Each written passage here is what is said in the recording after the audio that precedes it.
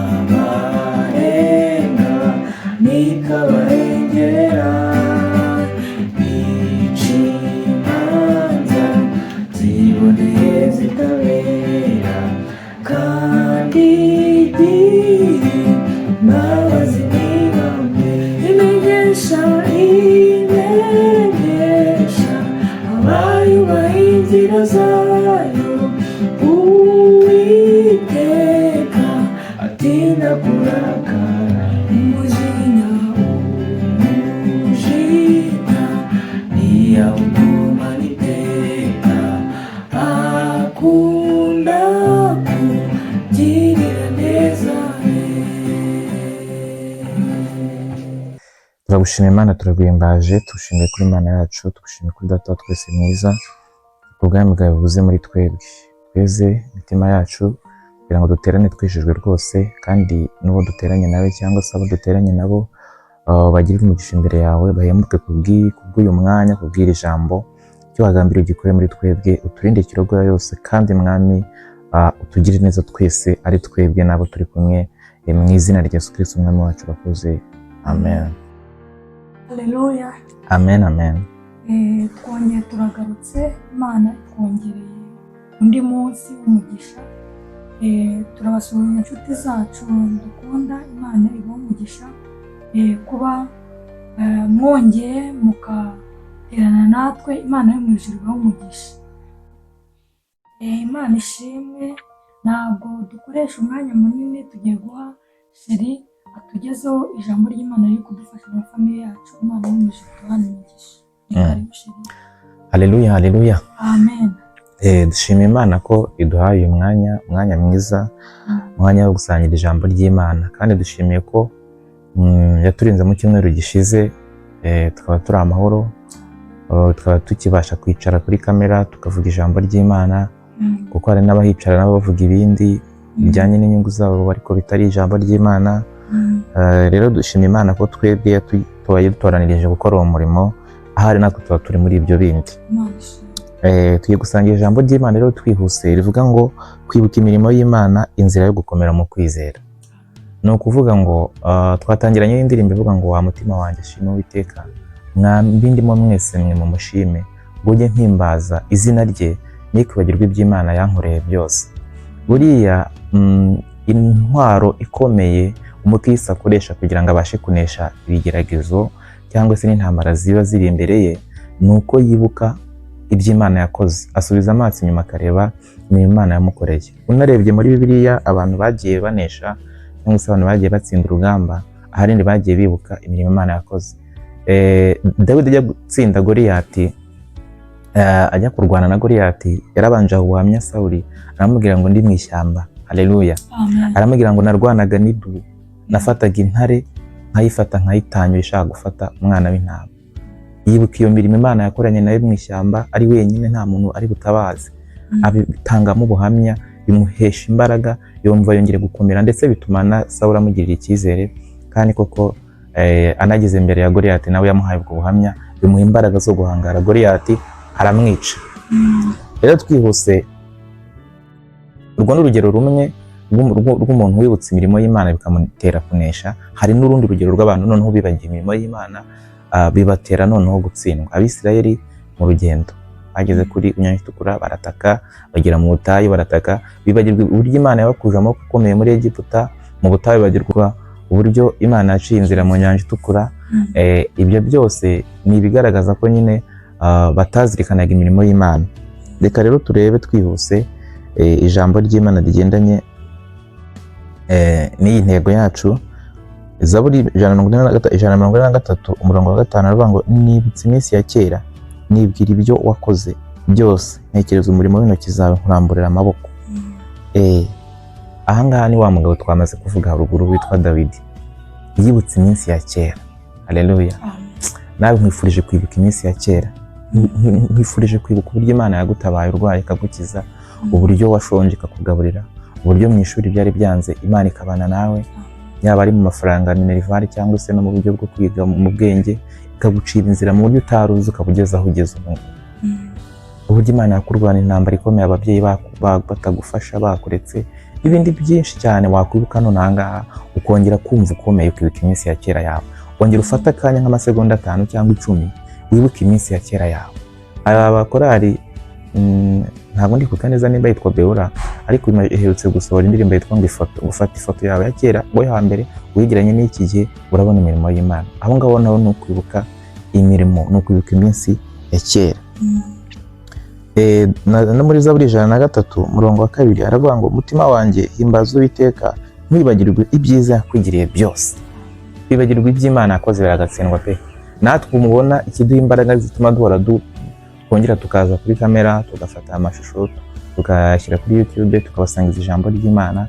Wenda hari uwatekereza ati baragezeyo bagize bate, ariko twibuka iby'Imana yakoze mu hahise hacu, twareba aho duhagaze ubu ngubu, tukumva twuzuye amashimwe mu mitima. Si uko dufite ibya mirenge, ahubwo ibyo dufite tuzirikana aho Imana yadukuye n'uburyo yabiduhaye, n'aho twahoze, tukumva turanyuzwe, kandi tukumva twizeye ko hari n'ahandi hantu Imana izagera gute, izatugeza mu izina rya Yesu. Imana ishimwe cyane. Samweli, igitabo cya mbere cya Samweli 12:24 aravuga ngo mujye mwubaha Uwiteka gusa, mumukorere mu by'ukuri n'imitima yanyu yose, murebe ibyo yabakoreye uburyo bikomeye. Haleluya. Nifurije kureba ibyo Uwiteka yagukoreye uburyo bikomeye. Nifurije sheri wanjye kureba ibyo Uwiteka yamukoreye akiri umukobwa, buryo Imana yamurinze akava atanduye, Imana nta mugayo imubonyeho, adasebye muri rubanda cyangwa se mu itorero. Nanjye kandi nuko ikatwubakira urugo tutanduye, tukaba ngubu turi amahoro dushima Imana. Twe kwibagirwa iby'Imana yakoze, ahubwo twibuke turebe uburyo iby'Imana yadukoreye bikomeye. Niko muri igitabo cya Samweli havuga, haravuga ngo tujye twubaha Uwiteka gusa, ngo kandi tumukorere mu by'ukuri n'imitima yacu yose, maze ngo turebe ibyo Uwiteka yadukoreye uburyo bikomeye. Imana ishimwe.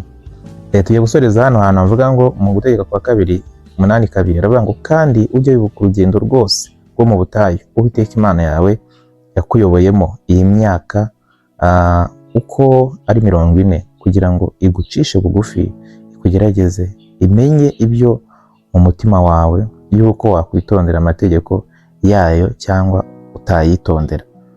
Hari ibihe bigoye tudahita dusobanukirwa, ariko mu by'ukuri nyuma bitwereka ko Imana yari iri kudutoza, kudutegura no kudukomeza.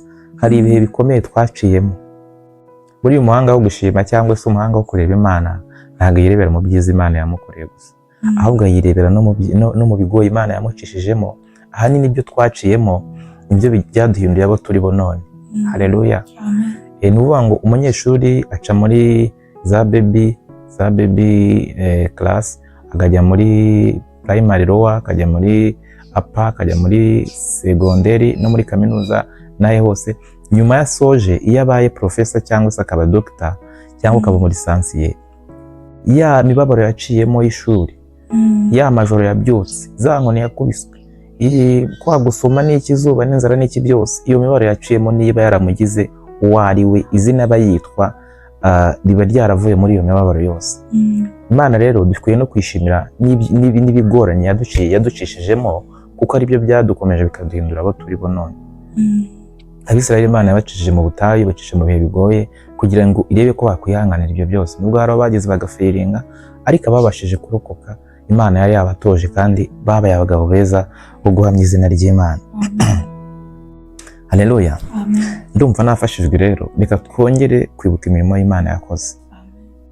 Imana imirimo yakoze mu ruhande rwacu, turi batoya tuvuka, hari abapfa bavuka bataramara n'isaha pe, akaba ari kuvuka agapfa ari kuvuka ataranagira hanze, akavuka byarangiye. Hari uvuka yamara umunsi umwe akitaba Imana, hari uvuka yamara ukwezi gutyo. Ni ukuvuga ngo buri mwaka, buri kwezi, buri munsi, buri segonda byarashobora ko tuba twaritabye Imana, ariko Imana yaraturinze. Icyo ni ikintu dukwiye kwibuka, tugashimira Uwiteka Imana yacu. Haleluya. Rwose ndakwinginze mwene data cyangwa mushiki wacu, kugira ngo wongere ufata akanya, ese ubundi ujya ufata akanya ukibuka ibyo Imana yakoze? Ese ubundi ujya ufata akanya ukareba ahantu hagoye Imana yagukuye?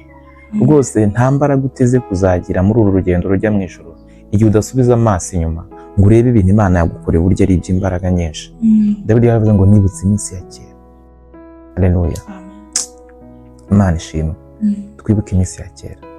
Rero reka wenda mbe ntini yahangaha, Sheri nawe afite byinshi yavuga, ariko kuko tuba dushaka gufata umwanya muto kugira ngo bigendanye n'agahe umuntu afite ko muri iyi minsi, umuntu afite gahunda nyinshi, tuba tugira ngo umuntu waba ari kujya mu kazi, ubonye akanya gatoya agiye muri pause iminota 15, iminota 20 cyangwa 12 gutyo 10, abe yafata akanya yumva ijambo ry'Imana.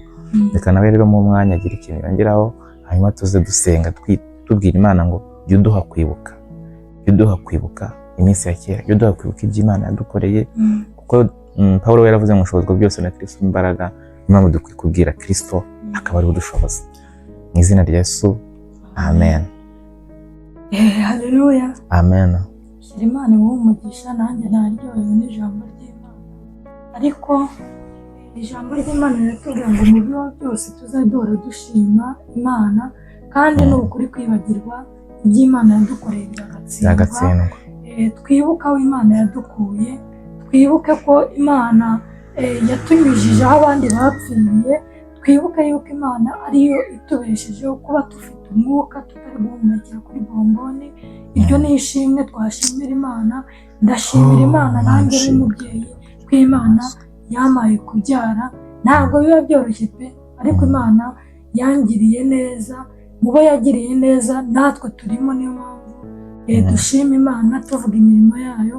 Ni byinshi twagiye dutambukamo, ni ibyaduhitana kandi byari bifite ubukana, ariko Imana yagerageje. Imana yadukoreye ibikomeye natwe mu mitima yacu, kumva twishimye, kumva dufite amashimwe. Na buri muntu wese nyine utureba nawe yibuka iby'Imana yamukoreye, nawe himbaze Data wo mu ijuru. Ni byinshi navuga, ariko reka minira aha, buri muntu wese yitekerezeho ashima Imana. Reka rero Sheri yadufasha gusenga. Reka dusenge. Turagushimiye Imana yacu, turaguhimbaje, tugushimiye ibyiza byose wakoze. Ni byinshi ntabwo twabirondora, ariko turavuze ngo nushimwe. Tugushimiye imbere y'aba bantu, tugushimiye imbere y'uyu muntu dukurikiye. Reka Mwami Imana aka kanya afashe yumvira ijambo, ukamutere nayo gusubiza amaso inyuma, yibuke ibyo Imana yakoze mu buzima bwe, maze bimutere gushima. Haleluya. Turagushimiye kuko uri Imana abana natwe. Imbaraga zacu, imbaraga z'umukristo akenshi azikura mu byo yanyuzemo, ntabwo azikura mu biri imbere ye byari kubona bimwugarije. Imbaraga z'Imana tuzibona mu byo Imana yaducishijemo, ntabwo tuzibona mu byo Imana itarakora. Bana natwe rero kandi ukomeze kuvomerera ijambo ryawe mu mitima y'abantu bawe, natwe dukomeze kugenda twibuka ibyo wakoze, uko ukora icyo wagambiriye mu mitima yacu, ndetse n'udukurikiye uwo ari we wese ukomeze guhaza kwifuza kwe kandi ukomeze kumwiyereka mu izina rya Yesu Kristo umwami wacu. Amen. Turabashimiye cyane, Imana ibahe umugisha.